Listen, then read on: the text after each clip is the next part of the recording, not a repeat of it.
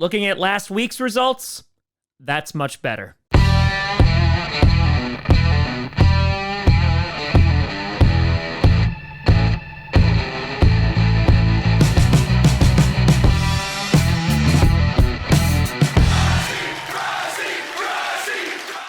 Grossi Posse Packer Nation. Welcome to an episode of Packcast, the podcast where you don't need a Packers fan, but it sure does help. I'm your host, Tom. Caught it that time, Grossi. And today we are going to be breaking down and predicting every single game in the Week 7 slate. And last week, it has been a tumultuous time to start these predictions this season.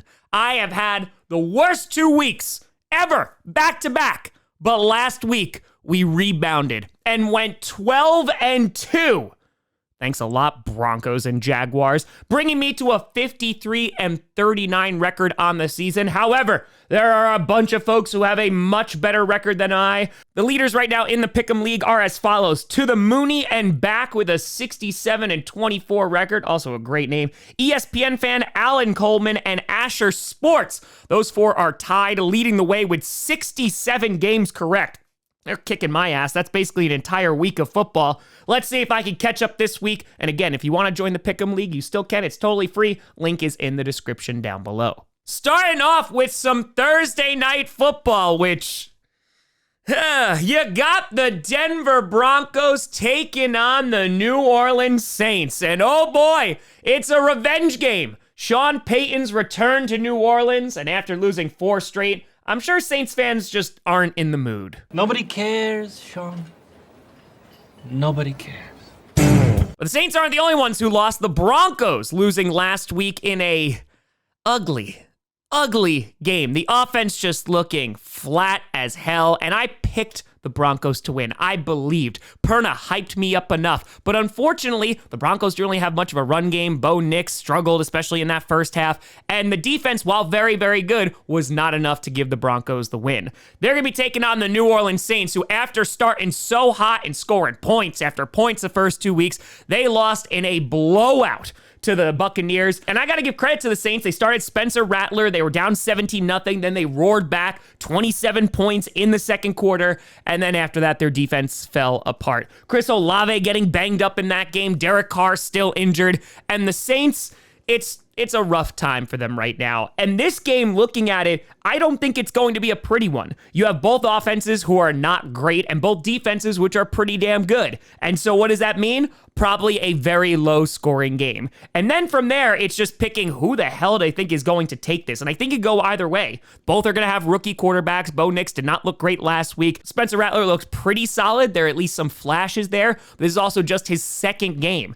Being played, though, in New Orleans, I give a big advantage to the Saints because it is going to be loud in New Orleans, especially for Sean Payton. And even though I'm not super confident in it, I'm going to go with the New Orleans Saints here. And the reason I'm going to is because Bo Nix was the leading rusher for the Broncos last week. The Broncos just don't have a run attack this year. And at least the Saints can rely on Alvin Kamara. And I think if they do that and keep it on the ground, I know the Broncos defense is good. The Saints should be able to sneak away with the win. Again, I don't really feel good about it, but Saints get the W. And they also get that gumbo. Following that, you got another London game, which I am not streaming. You got the New England Patriots taking on the Jacksonville Jaguars. The Patriots, they got their butts kicked by the Strouds 41-21. But, ladies and gentlemen, Drake May survived, everybody! That's right! He survived behind that offensive line. Comeback player of the year. I don't know, people are talking about it. And listen, Drake May, for all the crap that we've given the Patriots offense, he had some pretty damn nice throws, especially that first touchdown, looking pretty good. And there's some optimism in New England for the first time in a hot second. And so that's something to at least be excited about. They're taking on the Jacksonville Jaguars, who also got their ass kicked, and they're stuck in London for another week after getting embarrassed by the Bears. I want to go home. I want to go home! And the Jaguars, yeah, they just look flat as hell. Trevor Lawrence, I love you, buddy. That offense is not clicking at all. The defense is and it just seems like it's coming down to coaching. It's coming down to receivers. It's coming down to Trevor not playing his best game. Travis Etienne, It's just a mess right now with the Jaguars. And this game, this is another one. I'd say these are probably two of the hardest games to figure out this week because both teams are just bad. I told myself I wouldn't pick the Jaguars again after picking them last week over the Bears, and I kind of want to stick with that, but I just think that they should be able to beat a rookie quarterback starting his second game. At least Caleb was his sixth game. Oh, I'm going to regret this. And so because of that, just because I believe a little bit more in Trevor Lawrence, oh God, this is going to hurt so much, I'm going with the Jacksonville Jaguars to win this game. Again, there is zero confidence. I'm sure the Patriots defense will hopefully play better than they did last week, but yeah, this might be like a 6-3 game. I'm not going to enjoy it. Nobody is. Jaguars win. We all lose. Then you got a battle of the birds as the Seattle Seahawks take on the Atlanta Falcons. The Seahawks, their defense is disappearing, while the Falcons' offense is looking pretty scary. And this is Terrence. More like terrifying. But the Seahawks unable to come away with the win on Thursday Night Football against the San Francisco 49ers, and the offensive line is just not looking good. Geno Smith can play great, not that consistent though. The defense riddled with injuries, especially on the defensive line. They were also missing Woolen last week. And yeah, the Seahawks are a competitive football team, but after starting 3-0 and then dropping all these games, it's a bit concerning. You just got to hope this team gets healthy. Meanwhile, taking a look at the Atlanta Falcons, they were able to get a win over the Carolina Panthers through Tyler Algier and Bijan Robinson, a great dynamic duo. And the offense looked pretty damn good. And I got to think the Falcons are going to continue that, beating up on a already beaten up Seahawks. I'm going to pick the Falcons to win this game here, also being played in Atlanta. It's not that I don't believe in the Seahawks. It's just I need them to be more healthy before I think they can compete with the Falcons. I'm also still not completely sold on Atlanta as a whole. I want them to be even more consistent. The Seahawks are a bit of a quality opponent, even though they are banged up. I do think the Falcons are ultimately going to get the win because Kirk Cousins has been playing pretty solid football. They have a great run game. They can run all over the Seahawks with their battered D-line. So, Falcons, you get the W. Following that, you got the Tennessee Titans taking on the Buffalo Bills. Will Levis, he had 2 weeks to work on that game plan last week. I understand nothing. Yikes. Yeah, the Titans are just not good. And let me be very clear, the Colts weren't great in that game either, but the Titans were worse. Will Levis, it's just, man, I feel bad. I want him to do well. The memes, it's a mess in Tennessee right now. Who the hell knows what they're going to do? Taking on the Buffalo Bills, who just made a blockbuster trade and got Amari Cooper, which I think is going to do wonders for their offense. We're able to knock off the Jets on Monday Night Football in a game that featured a whole lot of penalties. And the Bills offense, Ray Davis, shout out to him. He was able to pick up the load while James Cook was out and did very, very well. Always shout out Ray Davis. And I think the Bills with Amari Cooper, it's just going to allow more options and more of a dynamic offense. Keon Coleman's fine. Curtis Samuel's fine. Khalil Shakir is good. I just don't know if any of those guys were ready to be the wide receiver one there. Amari Cooper has demonstrated in the past that he can be wide receiver one. And so because of that, I think the Bills are not only going to win this game, but their outlook for the rest of the season looks pretty good if they can remain healthy. And the Titans right now, yeah, they're just not a good football team, and I think the Bills will show that on Sunday. Then you got an AFC North showdown between the Cincinnati Bengals and the Cleveland Browns. The Bengals able to pull off a win against the New Jersey Giants on primetime in an ugly game. Their defense has been awful the past few weeks. Kind of showed up on Sunday, but you do have to wonder, is it the Bengals defense that is getting better, or is it just the Giants offense that is god-awful? But the Bengals, there's definitely room for some hope after a slow start. They're going to have their hands full going against the Cleveland Browns with a returning Nick Chubb. And the reason I say they're going to have their hands full is because Nick Chubb, I think, is going to be their entire offense. Because Amari Cooper, yeah, I'm sure he was ready to get out of Cleveland. Who the hell are they going to throw the ball to? Deshaun Watson is hot garbage right now. One of the worst QBs in the league. The offense of the Browns is stagnant. It doesn't look good. Nick Chubb should be a major boost to that offense's production. And again, the Browns defense, it's good. It's just their offense can't do anything. They're talking about trading Myles Garrett. I don't think that's ever going to happen. And for the Browns to be successful, I think that offense is going to have to run through Nick Chubb, which also goes to serve, is he ready to be a full-time running back again? Obviously, he's starting on Sunday, but how many carries are they going to give him? Are they getting him 30 carries right off the bat? I don't know if that's the smartest idea, but then again, they also traded for Deshaun Watson. And so this game with the Bengals, who have definitely not looked the greatest this season, I was actually leaning towards the Cleveland Browns because of Nick Chubb returning, and that's honestly where my gut is. However, I just think that offense is just so bad. And while Nick Chubb might be able to even get into the end zone and provide a little bit of a spark, I think the Bengals offense should be able to do enough to win that game. If the Bengals lose this game, I don't know if their season has any hope at this point. So I'm going to go with the Bengals to get a much needed win. And as for Cleveland, yeah, things have to get worse before they get better. Then you got the Strouds, the Houston Texans, taking on the Green Bay mother-loving Packers. Seeing these two young QBs face off, the future is now. There's no end to the possibilities. Would love to see this in a Super Bowl, or at least in frickin' primetime. The fact that this is a 1 o'clock game is outrageous. But the Strouds, coming off a big win against the New England Patriots, and returning Joe Mixon was very helpful as he had another great day. CJ Stroud, just phenomenal, gets the ball out quickly. Their defense is playing really well. Going up against the Packers, who had a huge full team win against the Arizona Cardinals. Defense, 3 forced fumbles, 3 fumble recoveries. The offense, phenomenal. Jordan Love had 4 touchdowns. Josh Jacobs had a nice day. The running game continues to be good. And this is setting up for a showdown that I have had circled since the beginning of the season, because this should be a phenomenal football game. Packers, their lack of pass rush has been disappointing this season. Meanwhile, the Texans, they're constantly getting pressure on the quarterback. You look at the run game. Both teams have great run games. They both have good young QBs, and it's going to be a matter of which team can get the edge. Our secondary has been playing great. The Packers are leading the league in turnovers for defense, which is phenomenal. And this game, it has a potential to be a shootout. The Packers hopefully won't have to worry about their kicking woes, though, as they just cut Narveson and signed Brandon McManus. The Packers were leading the league in missed field goals with 5. McManus, who's really good from 40 to 49, which is where Narveson has struggled. That, I think, could be a big boost, and this comes down to a game-winning field goal. I think the Packers are going to feel a little bit better having McManus in their corner rather than Narveson.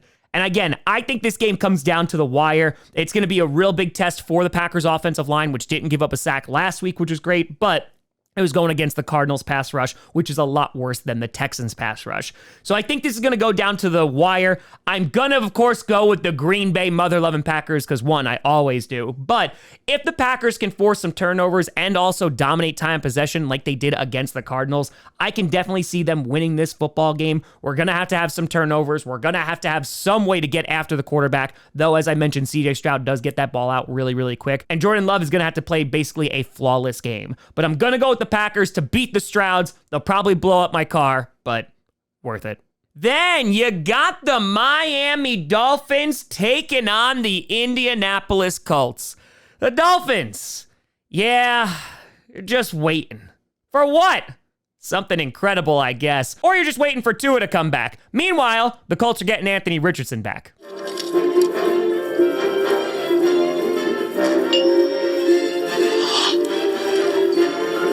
But the Dolphins are just going to kind of be running in circles for right now because they just are missing Tua. Tua is the guy that is helping that offense go. And while their offense definitely has some crazy weapons, it's just not fully utilized unless you have Tua under center. And so until then, I'm kind of down on the Dolphins until they get him back. Meanwhile, the Colts, they did not play their best game last week, but were still able to get the win. Joe Flacco leading them to victory. Anthony Richardson should be back this week, which I'm curious to see how he's going to match up against the Dolphins. It's being played at home. But again, we just kind of don't know what we have in Anthony Richardson because we haven't seen enough of him. We know that Joe Flacco can win with that supporting cast, but can Anthony Richardson put together a really clean game and be consistent and just remain healthy? Here, I do have the Colts getting the win over the Dolphins because, like I said, the Dolphins without Tua right now are just not a great football team. So I'm going with Indianapolis to get the W, and I hope Tua comes back soon. Then, you got an NFC North showdown between the Detroit Lions and the purple incarnation of Satan, the Minnesota Vikings. The Lions, they weren't showing any restraint against the Dallas Cowboys. Have mercy. Please, please. There is no mercy. They kicked their ass. The Lions, in every facet of the game, dominated Dallas. Offense, they were trying to get offensive linemen to score. Sonic and Knuckles, Gibbs, Montgomery, phenomenal. The defense, flying all over the field. The big loss, of course, is losing Aiden Hutchinson for the season, which is just a tragedy. He is a phenomenal player on his way to winning Defensive Player of the Year, or at least contending for that title just with the way he started this season. And I talked about this in Power Rankings yesterday. The Lions, I think, are a very, very good football team. I don't think there's anyone doubting that. The issue is I don't know what kind of team they are without Hutch. Yes, they still dominated the Cowboys afterwards, but the Cowboys, they were not good in that game, or they might not be good this entire season. So I just have to wait and see. Going up against the Minnesota Vikings, who are a perfect 5-0 still. They have yet to lose a game. TJ Hawkinson, we're still waiting for him to come back and getting some news on that. There are reports that he could return against his former team, the Detroit Lions, this week, but we will wait to see. Aaron Jones could potentially play on Sunday, though they did just trade for Cam Akers, who knows that scheme very well. And this is going to be a phenomenal game. Being played in Minneapolis, I would give the Vikings the edge here, though Sam Darnold, when he went against the Jets, probably had his worst game as a Minnesota Viking. And I think there's a few fans that are waiting to see if Sam Darnold can remain consistent as the season continues.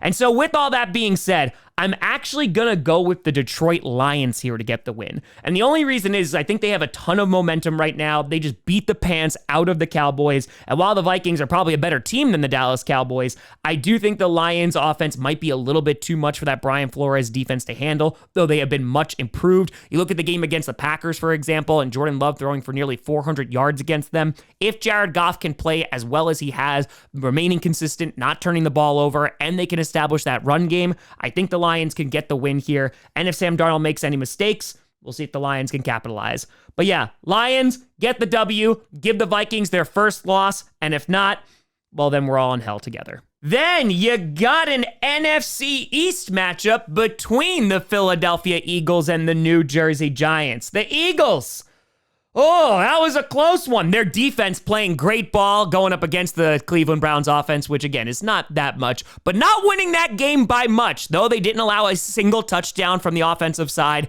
The offense for the Eagles, there still remains a lot to be desired. They got A.J. Brown, Devontae Smith back, which definitely helps as they both made an impact in that game. And then you got Nick Sirianni yelling at his own fans when they already want him gone. It's a bold strategy, Cotton. Let's see if it pays off for him. So that's a thing. They're going to be taking on the New Jersey Giants, who unfortunately just lost Andrew Thomas for the year. They just lost to the Bengals on Sunday night in an ugly, ugly game. And yeah, the Giants just don't really have an offense to speak of. Their D-line is really damn good. The secondary definitely took a hit after Xavier McKinney left. They got some rookies back there, but that D-line is really, really good, and I think can cause problems for the Eagles' struggling offense. However, looking at the other side of this, I think the Eagles' defense should be able to contain whatever the hell the Giants are going to throw at them. Their defense has remained solid throughout this year, and I think they'll be solid against the Giants, and so I'm going to have the Eagles get the win here. I just think that they'll be able to put up more points than the Giants, and hell, even if it's a low-scoring game, I see the Eagles taking this one. We'll just see if Nick Sirianni yells at fans again. Then you got the Vegas Raiders taking on the LA Rams. The Raiders, yeah, they already might be ready to blow things up and rebuild.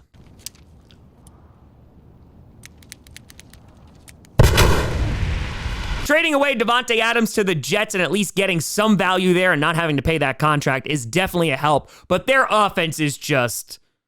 it's bad. They don't know what to do at quarterback. They don't got a run game. They don't really got anyone to throw the ball to. And yeah, they're just trying to figure it out in Vegas, and it's not looking good. They're going to be taking on the Rams, who, hey, they just came off a bye, and it's rumored that Cooper Kupp could potentially make his return this Sunday, though I'm sure they're not going to rush him back. And the Rams, they're a solid football team, but just like everybody else in the NFC West, they are a beaten-up football team. A lot of injuries there, and if Cooper Kupp is able to come back, this offense should definitely have more of a spark to it. Taking on the Raiders, who their strength is definitely their defense, I do think the Rams should be able to win this game because I believe in Matthew Stafford a whole lot more than AOC or Gardner Minshew. And so because of that, I am going to go with the Rams to get the W. Worst case scenario, they could always run the ball. And yeah, while the Raiders defense, I was really high on you before this season, the offense is just that bad.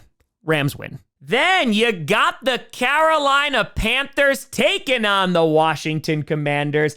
The Panthers, oh God, Panthers fans, you keep having to watch rookie QBs that could have been yours if you didn't trade up for Bryce Young. Wouldn't it be I'm sure David Tepper would have ruined whoever you got anyway. But the Panthers fall into the Atlanta Falcons. You got Dalton in there. And again, he's fine. He's solid. But there is some good news for the Panthers as the window has been open for Jonathan Brooks to return. So if he is able to play or whenever he's able to play, that should at least provide something for this stagnant offense. They're going up against the Washington Commanders who...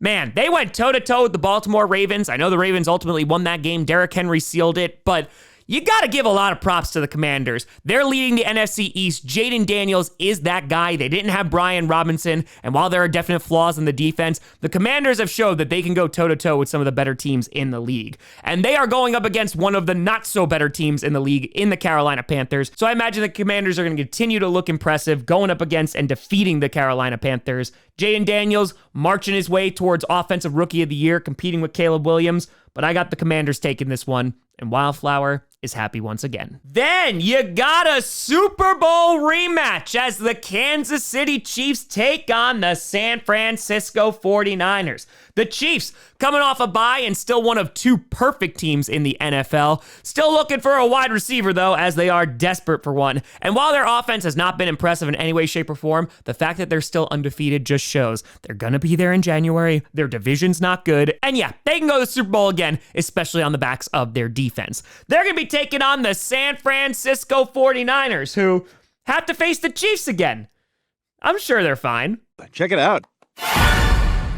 The 49ers coming away with a big divisional win against the Seahawks this past Thursday night. And even though there's no CMC, Mason got banged up in that game, the 49ers were able to control the clock and move the ball pretty efficiently. And we all know that they have plenty of weapons. It's just going to be, can they remain consistent and healthy to make a run? And I think that is still up for debate. Taking a look at this game, yeah, being played in Santa Clara, you could give the advantage to the 49ers here. However, I think this is going to be a good game, but I can't pick against the Chiefs. The Chiefs defense is so effing good. If they're able to get after Brock Purdy, I think that's going to be problematic. We'll see if they're going to be able to run the rock against the Chiefs. I think that could potentially be a problem. And the Chiefs, let's just be very honest, they know how to beat the 49ers, who are not at full strength right now. So while the 49ers win would definitely be interesting and maybe make up a smidge for those two Super Bowl losses, I'm going to go with the Chiefs to get the win. Coming off a bye, they should be ready to go. And yeah, KC continues to dominate. Another cherry. Then, for whatever reason, this game is on Sunday Night Football. You got the New Jersey Jets taking on the Pittsburgh Steelers. The Jets, you know, I'll put this to the side, but I'm just grateful that we got to see another vintage moment from Aaron Rodgers. Hey, I've seen this one. This is a classic. And maybe we're going to see even more because they got Davante Adams again. Reunited, and it feels so good. Davante Adams getting traded from the Raiders all the way over to the Jets, and he is already ready to play on Sunday. It's miraculous how those injuries just heal so quickly. But Rodgers and that offense, you see the vintage moments. You see the flashes. However, there are flaws with that team. Is Davante Adams going to make that team better? Absolutely. It's Davante Adams, and the relationship and chemistry that he has with Rodgers is going to make that offense significantly better. It's just going to be a matter of, is it too little too late? They've already dropped all these games. The offensive line, there's definitely flaws. The defense not looking as good as I thought they would be. You can run the ball against them pretty effectively. And so that's going to be the big question moving forward for the rest of the season because the Jets can't afford to lose too many more games. They're going to be taking on the Pittsburgh Steelers, who there's rumors that Russell Wilson could be starting against the New Jersey Jets. The Steelers were able to knock off the Raiders last week, and Justin Fields played pretty efficient ball. Najee Harris over 100 yards, looked really, really good. And now being played in Pittsburgh, if they didn't get Davante Adams, I was probably going to roll with the Steelers. However, I'm going to look at this a couple different ways. I think the Steelers offense can definitely run the ball against the Jets, as we already said. I think Najee Harris, Jalen Warren, they should be able to move the ball at will. However, I don't really trust if Russell Wilson is going to be the starter, trying to get the win against a Jets secondary, which is pretty damn good. And on top of that, who knows how this is going to impact the run game? Because as Mina Kimes pointed out and Brandon Perna pointed out, Russell Wilson did not not make the run game better in Denver. And so this is going to sound a little bit weird, but if Russell Wilson starts, I think that actually hurts the Steelers' chances of winning this game. And so I'm actually going to go with the New Jersey Jets to get the win. And even though the Steelers' defense is good, I think the Jets should be able to put up some points. And I just do not trust Russell Wilson in his first game back. That could go very poorly. If Justin Fields plays, I think the Steelers have a better chance at winning, especially if they're able to pound the rock. But I am going to go with the Jets here to get the W. And yeah, for their sakes, they better hope they win. Then, for whatever reason, we got another doubleheader on Monday night. And yeah, this is the third one this year. Why did they do this? First off, you got the Baltimore Ravens taking on the Tampa Bay Buccaneers. Woo! This should be a damn fun game. Both teams coming off a big win. The Ravens knocking off the Commanders. Zay Flowers having a great game. On top of that, Mark Andrews finally having a touchdown. It's been so long. And of course, Derrick Henry doing Derrick Henry things. They're going to be taking on the Tampa Bay Buccaneers, who had a big win over the New Orleans Saints. And even though Baker Mayfield didn't play his best ball to start that game, had a bunch of turnovers, that offense was able to rally. And I know Baker Mayfield has struggled against the Ravens defense in the past, but this time, he's got Mike Evans and Chris Godwin. My powers have doubled since the last time we met, Count. Good. Twice the pride, double the fall. And this should be a really, really fun game. The Buccaneers last week seemed to find their run game, which is something they have been desperately missing. Bucky Irving has been solid throughout the year, but if they're able to continue this success on the ground, this could be a very dangerous and balanced team going forward. They really missed Antoine Winfield, who came back and made an immediate impact last week. And while the Buccaneers did allow the Saints to score all those points in the second quarter, they were able to dominate the rest of that game. The defense was able to lock in, and the offense played much better. Being played in Tampa, I think this is definitely an advantage for the Buccaneers. However, the Ravens have looked really solid these past few weeks. And more importantly, the Ravens have won in a variety of ways. They dominated the Bills, they got in a shootout with the Bengals, and they controlled the clock and sealed the game with Derrick Henry at the end of last week's game against the Commanders. And so because of that, I am going to go with the Ravens to get the W here. I do wonder how Baker Mayfield is going to perform against this Ravens defense. And if they are unable to establish the run and put it all on Baker Mayfield, that Ravens defense might be able to take advantage and get some turnovers. So because of that, I'm going with the Ravens to get the win here, though I imagine this is going to be the better of the two Monday night games. Ravens, flock on. That works, right? Then finally, you got the LA Chargers taking on the Arizona Cardinals. The Chargers coming away with the win and actually defeating the Denver Broncos in Denver. I flubbed that stat last week in predictions saying that the Chargers, they have been dominating in Denver. I read that the wrong way. The Broncos were the one doing it, but then the Chargers came in and said, nay, nay, nay. Defense playing pretty damn well. Justin Herbert looking a little bit better after coming back from that bye week. And the Chargers, they just look like a very solid football team. They definitely have a need for a wide receiver. Who knows if Mike Williams will wind up rejoining that team. But they're taking on the Arizona Cardinals, who had some hope after beating the 49ers. And then the scriptwriter took it away. And it's gone. What? It's gone. It's all gone. The Cardinals just got dominated last week by the Packers. Kyler Murray couldn't do a whole lot. Marvin Harrison Jr. got injured. That defense wasn't effective. They were turning the ball over. And yeah, the Cardinals are a very inconsistent football team in which you can see the best of the best, and Kyler Murray is on. James Conner's running the ball well. Marvin Harrison Jr. has been really nice. Trey McBride's a great tight end. But you have the downside in which there's obvious holes on this team, especially in the secondary. And that's going to be concerning, especially in this game going against the Chargers, who have a pretty damn good defense. Because if they are able to limit Kyler Murray and that ground attack, the Cardinals, I don't know if they're going to have an answer for the Chargers. The Chargers, I think, will be able to move the ball against the Cardinals defense. And so because of that, I'm going with Justin Herbert and the Chargers to get the win here. I'm sorry, Cardinals, but yeah, scriptwriter's just not your friend right now. But let me know what you think down in the comments below. Who do you got winning and losing this week? Let me know. You can always find me at TomGrossiComedy.com or at TomGrossiComedy. All social media see down below. A big shout and thank you to all the Patreon and YouTube members for supporting this channel. And thank you so much for watching. I'm Tom Grossi. And as always, go Pack Go. Wasn't a good snap. That's better.